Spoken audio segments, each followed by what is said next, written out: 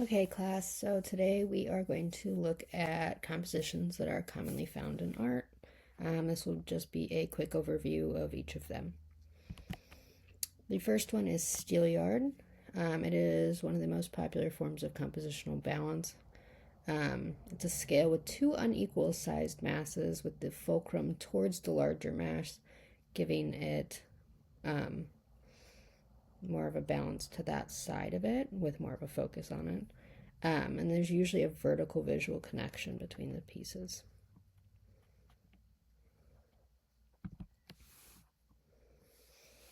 The next one is Suspended Steelyard. This is an upside down version of a Steelyard composition. The masses are placed high on the canvas and the foreground is simple. The same principles of unequal measures and focal point in the Steelyard can be applied here.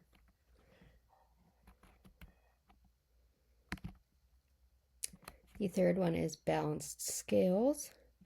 The objects, colors, textures, and space are arranged to create a sense of equilibrium and stability in the piece. This composition avoids the sense of imbalance or having one area dominate the composition. It's usually used for mountain compositions where the peak reaches near the top center of the piece, but as you can see here on the right, this piece uses buildings and people and the overall layout to create this sense of balance. This next one is O, or circular composition. This is roughly indicated but not completely obvious. It can be a rough circle, also could take on the appearance of a rectangular-ish or a regular opening to this shape. The U shape is also a visible influence to this composition. This can be suggested by a lateral ground plane and two vertical planes, like the piece we see over here on the right.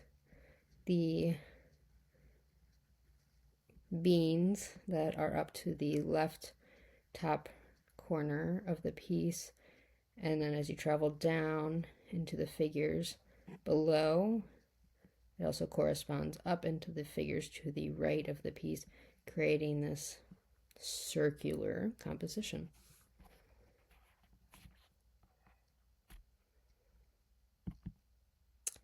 This one is the S, or compound curve composition. This is usually suggested by a line or an edge rather than a mass itself. It can also be seen in a general curve suggestion is formed in positive or negative spaces.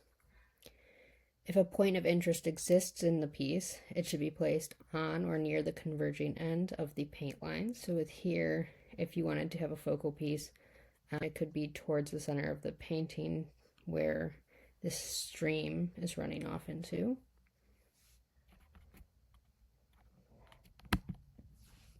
The next one is pyramid or triangle composition.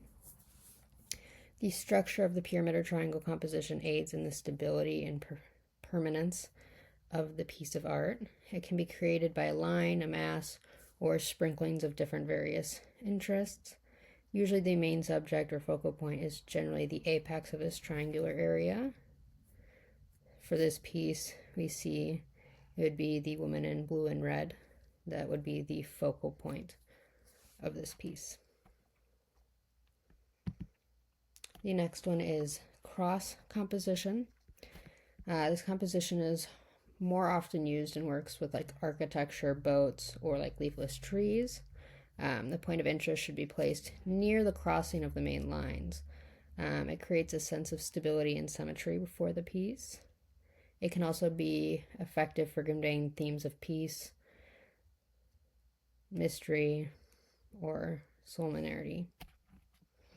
For this piece here, this back line that runs across this wall behind this woman is one of the converging lines, and she creates the other part of the cross, and she ends up being the focal point for this piece.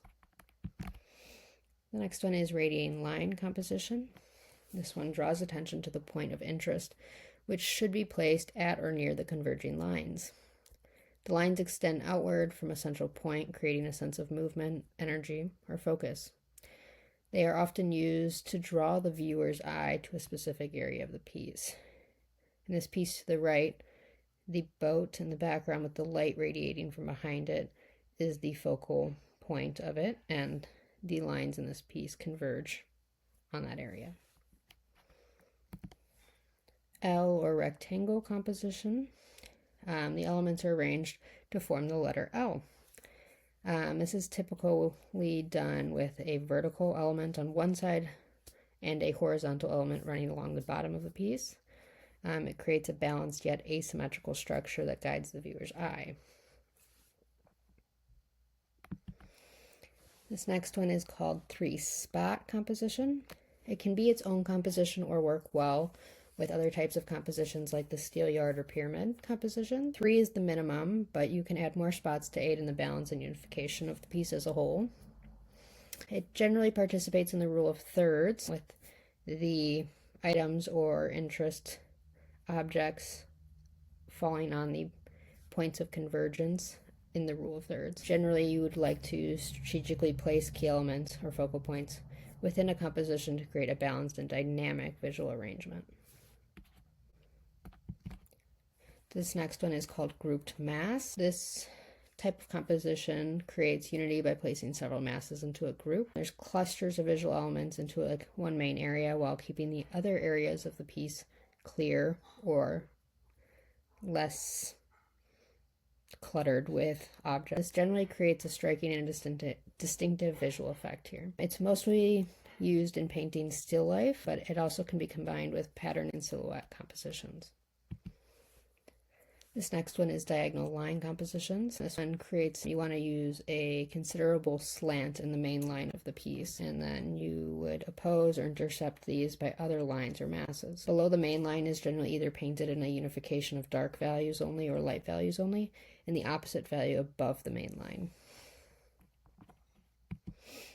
The tunnel composition, it's similar to the circle composition, but it is dependent on the third dimension in perspective lines and planes, generally seen in an opening with depth, like under a bridge or through a break in the trees. It uses lines, shapes, and other elements to guide the viewer's eye into the depth of the piece, and it creates a sense of perspective and leads them towards the focal point of the piece as a whole. The next one is the silhouette composition. For this, you would have a reduced interest in contrast to one mass where contour is more prominent. The placement of dark on the light values or vice versa to create a contrasting edge which adds interest. The masses should have their own values simplified or brought closer together to indicate a strong silhouette in the piece. The next one is a pattern composition. This one is the most abstract principle that depends entirely on a feeling for unity. Its dependence is mainly on imagination or ingenuity or an instinctive feeling for harmony.